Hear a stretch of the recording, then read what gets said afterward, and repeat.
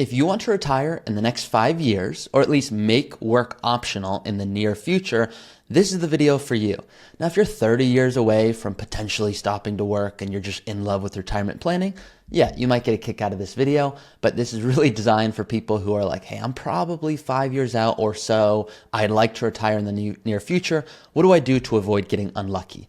And I'll talk about this a lot in my videos because what happens is I talk to a lot of people that go, I want to retire early, but it didn't work out. I'm like, what do you mean? You just said you wanted to retire early. And I'll hear, yeah, I did, but I missed something. I didn't plan for my kids' weddings. I didn't think about, hey, I'm going to want to spend more when I'm younger because I have my energy and my health. And then later there might be medical expenses and I don't really have a long-term care plan. And so what happens is they get this analysis paralysis or paralysis analysis. I don't know which way it goes. I think it's analysis, but you guys can tell me below. And so they're like, hey, I don't want to have to go back to work. And I want to make sure if I do retire again, I'm doing it correctly. So I don't have to work and then all of a sudden have to go back again. You don't want to retire twice. You want to retire once and be like, great, I didn't overlook anything. And so the number one tip, I'm just going to tell you now, and then I'm going to show it to you in today's video. But the number one thing, if I could encourage anyone to do anything, and once again, this is all I'm doing all day, every day, is talking to people about retiring early, is please, as much as possible, what big expenses can you try to tackle before you retire? For example, the way I'll see people get unlucky and have to go back to work is they will go, I'm going to do a home remodel, I'm going to travel, I also have healthcare expenses because I'm not at Medicare age, I'm not 65 yet, and markets are going down, and I'm helping out a kid with a wedding.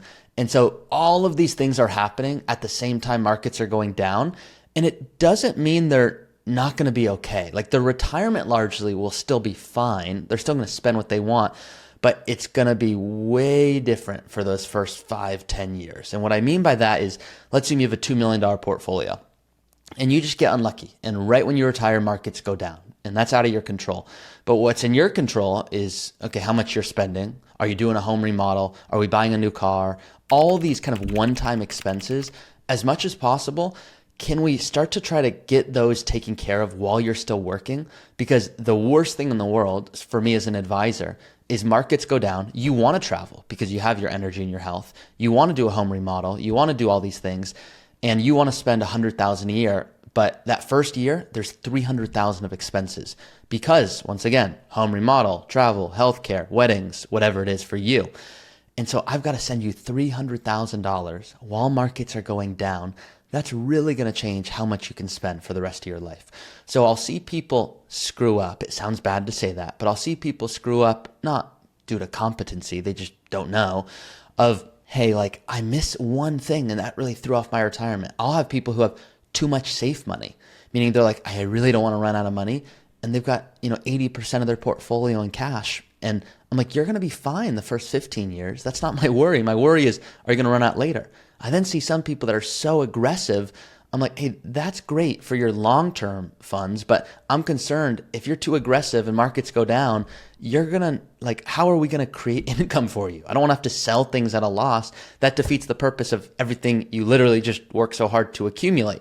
So this is where planning gets, I think, really fun because we can have a great conversation. And yeah, I think this kind of is a conversation, even if I'm talking to a camera, all of you guys on YouTube.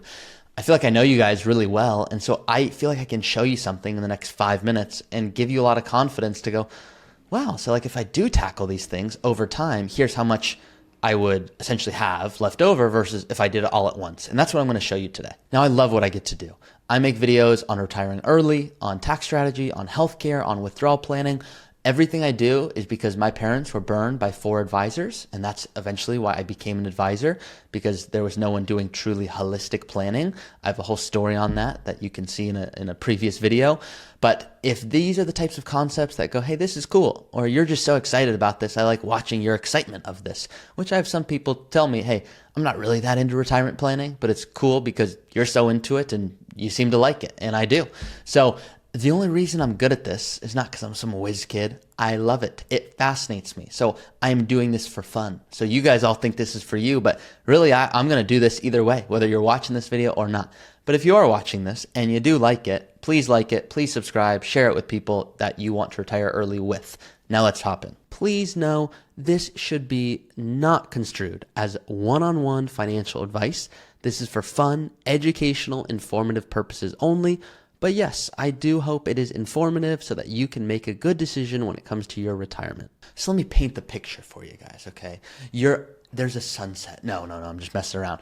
This is the picture I'm talking about, okay? So this is the software, not a sunset. And you can see this is a real couple. I just changed their names so that they don't get mad at me, okay? So John and Jane Sample, they have a child who's 28. 63, 61, 28, okay?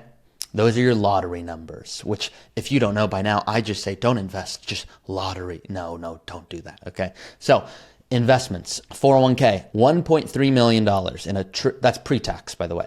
$45,000 in a Roth, a little late to the Roth train, and then $550,000 in a joint account, which, what is my nickname for this account? Those of you long-term listeners, put it below. I'm not even going to say it. Normally I'll be like, give me 5 seconds, then I'll say it. I'm not going to say it. And if you know it, put it below. And if you can please do me a huge favor and explain why I call it that. I'm not going to say that word, but for those who know it starts with an S and ends in a superhero. Okay.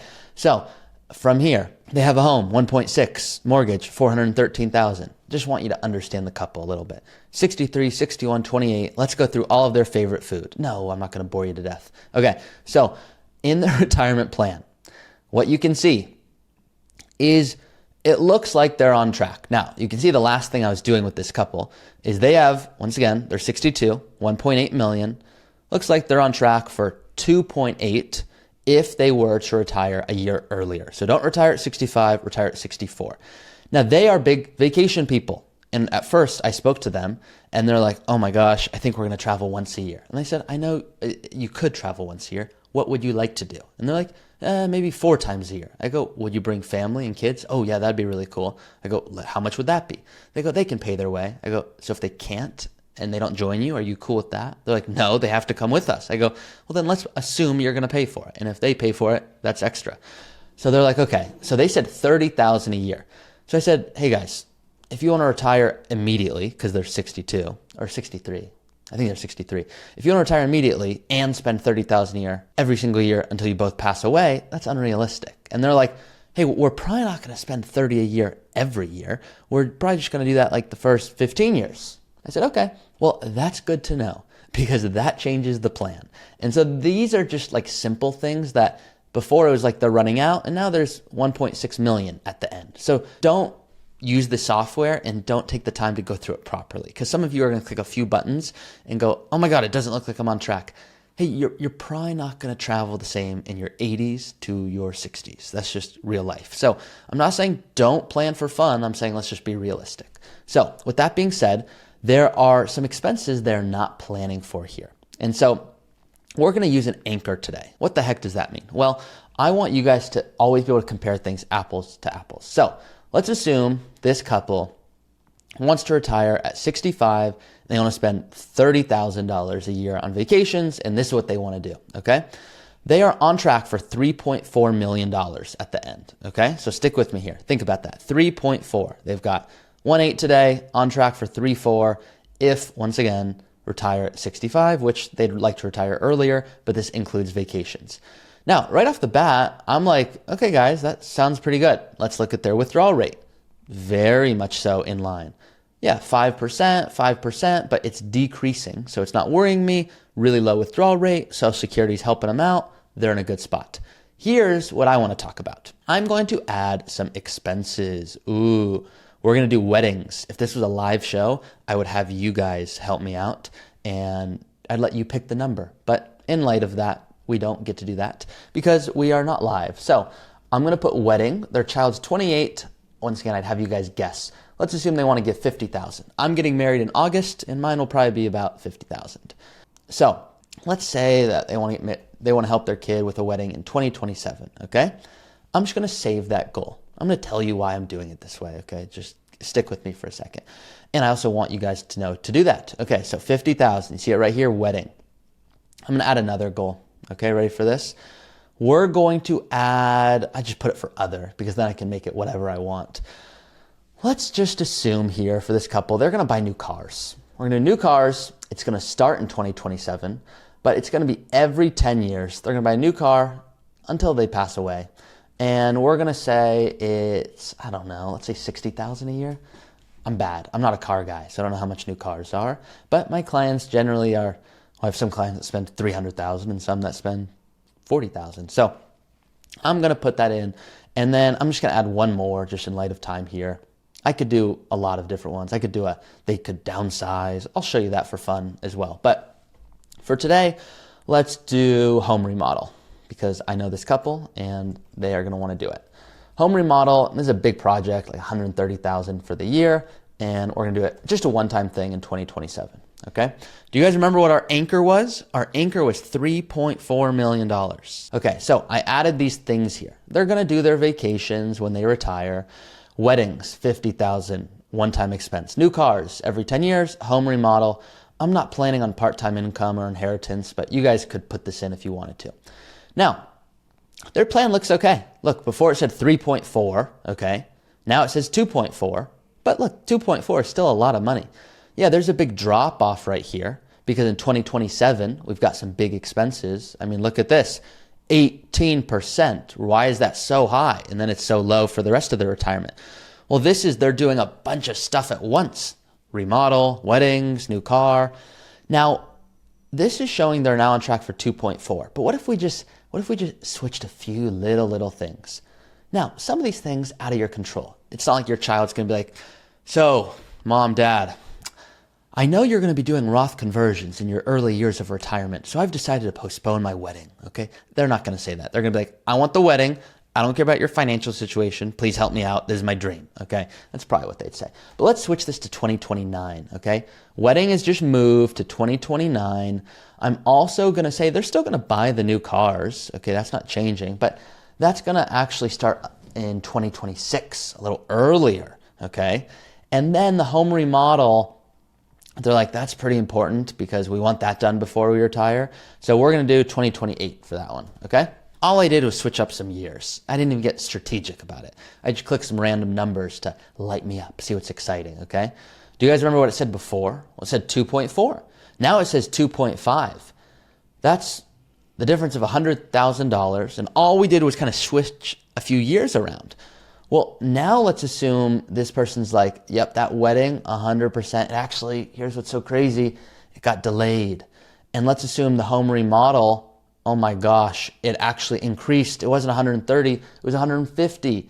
And new cars, yeah, we want nicer ones. Let's assume like you don't get it perfect because you're never going to get it perfect.